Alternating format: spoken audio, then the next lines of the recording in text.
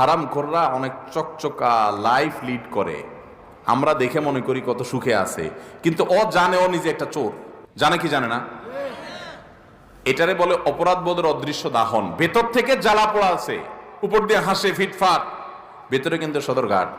কারণ সে জানে সে কি, সে দুর্নীতিবাজ, চোর, সে ডাকাত, সে খুনি, সে মানুষের রক্তচোষা, সে হারাম খাইছে, এটা সে জানে। আমরা বাইরে থেকে দেখে মনে করি অনেক সুখে আছে, সে জানে তার মনে কত অস্থিরতা, পেরেশানি। আর যদি হালাল উপার্জন করেন কি লাভ হবে জানেন? সব বাদ দেন, নগদ লাভ হবে কি?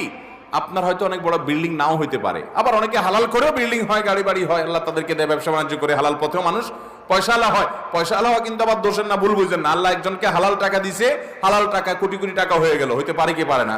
পারে, কিন্তু এটা কঠিন। আপনি যদি হালাল টাকায় একটু কুড়ের ঘরে থাকেন, কুড়ের ঘরে